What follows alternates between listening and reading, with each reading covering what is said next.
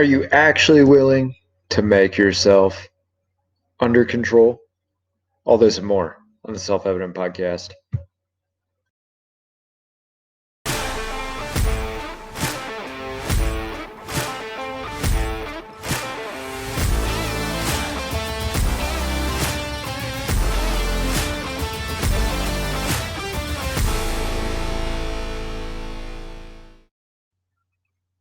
Hey guys, welcome to the Self Evident Podcast. I apologize for the quality of the video and probably the microphone as well.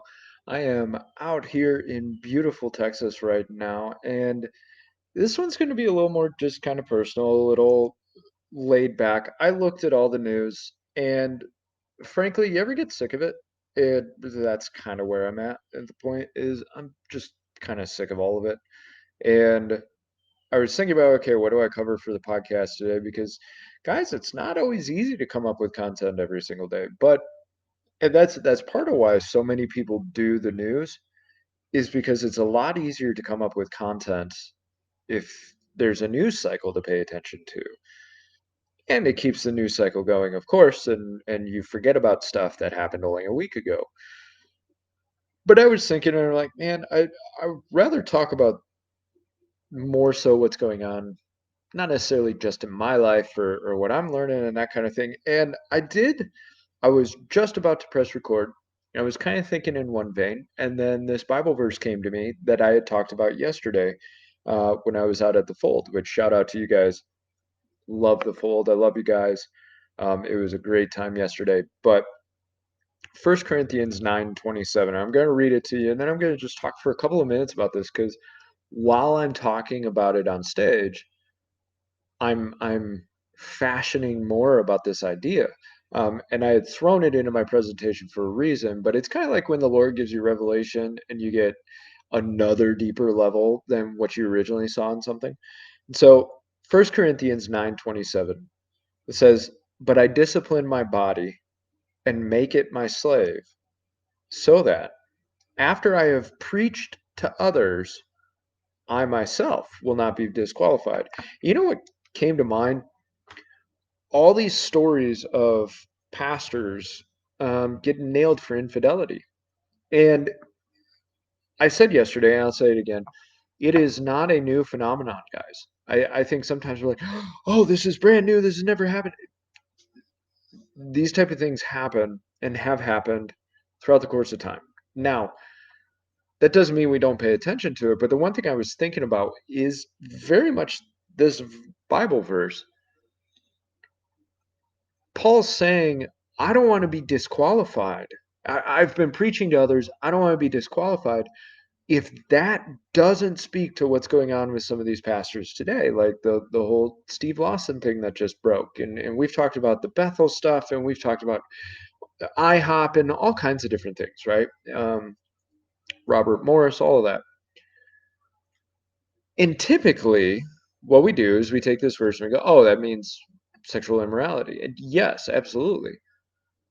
But do you notice we don't in the church talk a whole lot about that physical process of bringing the body under subjection? At least I don't feel like, and everybody always postulates they're sitting in their armchair and they're talking about the church needs to talk about this, church needs to talk about that. I will say for me, I haven't heard this discussion a whole lot. And so I figure I'd bring it to you guys and put you what I'm thinking about it. When we talk about subjecting the body, right, bringing it into subjection, talk about making it our slave, disciplining the body. I'm a firm believer that physical activity, working out, that kind of thing, helps you learn how to understand your body, not just in a physical sense, but the desires that rise up in your body and how to push aside those desires, or if you do not desire to do something, being able to bring your body under subjection and do what you're supposed to do. Maybe that's eating healthy, maybe that's working out, maybe that's drinking more water. But all of that translates into how you interact with your flesh. If you've never trained yourself how to interact with your flesh, I think sometimes people get overly spiritual and they think, well, the Lord will just take care of it. And the Lord can certainly take care of deep issues, or dare I say, things that oppress us, things that one dares say control us in a spiritual sense, curses, that kind of thing. But I don't think that if you throw up a prayer of, Lord, I just want to stop eating junk food, there may be times where Lord's going, no, you need to struggle and learn how to ignore it, how to avoid the junk food and ignore what your flesh is yelling out for. And this idea of Paul's pointing out, look, if I don't bring my body into subjection, if I don't make it my slave so that it does what I want it to when I want it to, and it does not do what I don't want it to. If I don't do that, sooner or later I'm going to sin. My flesh is going to take over and I'm going to go against the spirit. And then I've disqualified myself in front of all those people that I preach to. Does that not speak to all this stuff going on? Especially I've watched countless people in this Steve Lawson thing write about how much they admired the man and how shook they are about the whole concept. And it's got me to thinking of, if we don't value putting our bodies under subjection, and we don't value what it means to actually take the flesh and make it our slave, in that fit of desire and temptation, instead of understanding what's going on and seeking out the Lord and praying and firming up against it in order to continue on your way, we give in.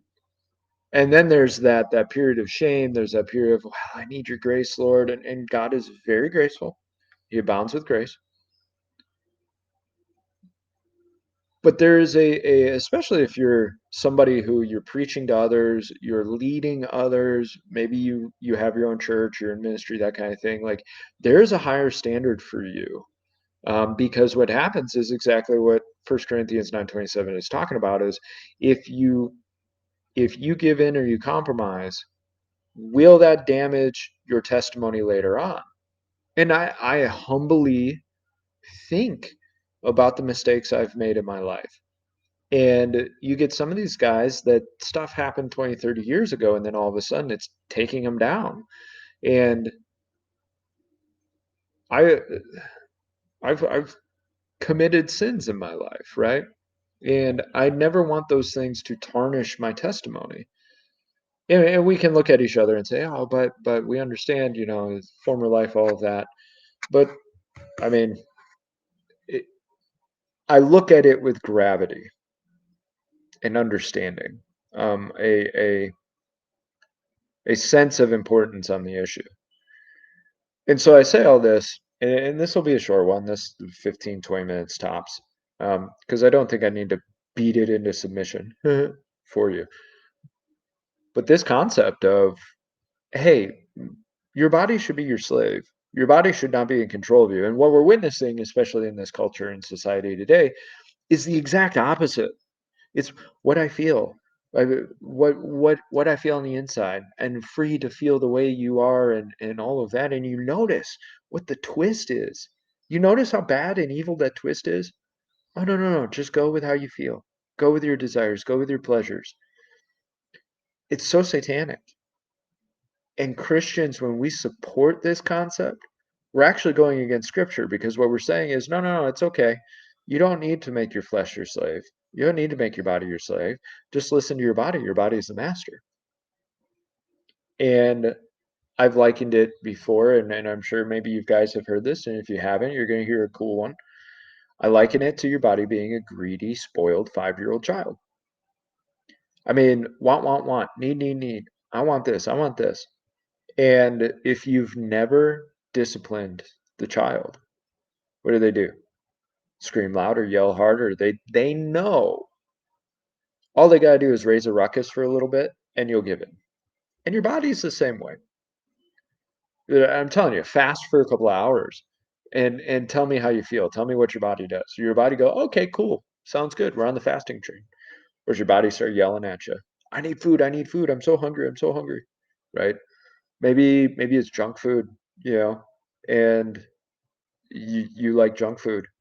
What happens when it sparks up and that desire is there? I really want some junk food. How quickly the compromises and the excuses come. And I think about the serpent in the garden with that. Eve desired, right? There must have been a struggle within her, I hope. But the serpent, now you could have a debate. Did the serpent awaken the desire and she had none before that, or was there some kind of inkling of desire that the serpent played on? I don't know. I'll let theologians argue that. But either way, the serpent exacerbated desire within Eve. And Eve didn't even put up a fight, really. Well, God told us that was pretty much it. And if we haven't trained ourselves to recognize sin in compromise and recognize where compromise leads, then we're going to be victims of it. Dare I say, accomplices, not even just victims. And so I'm encouraging you of start seeing these battles with your flesh in a different light, the compromises we make. And I've been thinking a lot, especially, most of you know my passion is very much that men's side of things. And I've been thinking a lot about that concept for men of, what a real man is? He doesn't compromise himself. He doesn't give in to just the random desires, the vices, whatever. Now, that's not all encompassing definition of a man by any means. But I think a major portion of that is he does his duty, he sticks to his responsibilities, he upholds virtue in spite of the conflict or the adversarial elements. So whether it's his body and inside that is an adversary to his responsibilities, his duties, his morals, or if it's outside. I think we look at who's a great man and we think about it's those ones who don't compromise, whether inside or outside, you know? And there's something that's very sad when we watch men who we thought were great, upright, standing on conviction men, and then it comes out, well, no, they had a major falling. Does not mean they can't be forgiven, restored in the name of God. I'm not necessarily saying ministry, although you will notice David he never gave up his kingship after his sin, and horrible sins, but he was restored to the Lord. So I'm not saying you can't be restored, and I'm not saying that therefore David was not a man, but that's a chink in the armor, and it caused a lot of consequence down the road. And so that is something else to think about is those steps you take in compromise, what chinks in the armor are they producing that an arrow or a sword might get through later on? Spiritually, emotionally, mentally, physically, relationally. If if we continue on those compromises, it's like we're cracking our armor. We're crunching it here, we're cracking it there, we're shaving pieces off there, and we weaken. And there may be that point where we're preaching to others, but it disqualifies us from them because they see our past and like, okay, yeah, whatever.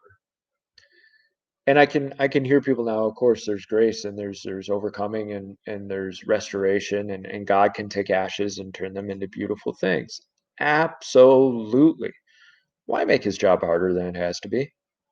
And I do believe there are those times where God says, I can't use you in this anymore. I really want to, but it just, David, now being a man of bloodshed,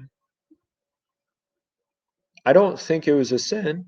It was something God had called him to do, but God said, you can't build my temple. Sorry, you're a man of bloodshed. I'll let your son build it, but you can't build it.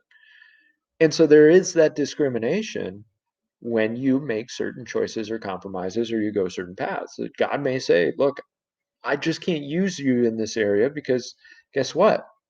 This and this and this. And it doesn't mean he's done using you, but I really encourage you, don't make his job harder than it has to be. And you learn a lot about yourself in in fighting those compromises. And so go back to 1 Corinthians 9:27, read it over, meditate on it. What does it mean to make your body a slave to you, so that when you proclaim to others, you will not be disqualified? And I encourage you to do that. I encourage you to think about that, and pray for others that you know are struggling and stuff. Pray for them for strengthening. Pray for them for conviction and principle. Pray for them to see the other side, because I think so often when we're battling this stuff in the heat of the moment, we can't see the other side. And our body's going, I want, I want, I want, I want. And we can't hear anything else, and it gets tough, and it's like, I just want that to go away. And so I'll just give in. And there's a growth pattern. And I assure you, the more you learn how to handle that area, you can become better at resisting that temptation. And it will flee, and it may take a while. So I hope you guys got something out of this. I love taking passages like this and really just diving down deep to figure them out and see, okay, what have I missed in this before? And so I hope that helps. And by all means, guys, keep your eyes open for us, and be sure to go to theselfevidenttruth.com and get yourself a shirt, get some merch. Um, don't forget, we do have a pre-sale for the Church Liberated book. So if you want to order that, I believe it's on the website right now. If not, just get a hold of us. But right now, the pre-sale price is $17. Once it comes out, it's going to be $22. But go ahead and pre-sale it, order it. We'll get it to you as soon as it's out. And it's going to be a great book, especially for pastors, but even those who you want to learn more about. Hey, the church can be involved in especially the area of governance. There is nothing telling you that you can't. And even if there was, you shouldn't listen to it. It's your duty. So I love you guys. Hope you all have a great day. All right. Have a great day. Love you guys. Bye.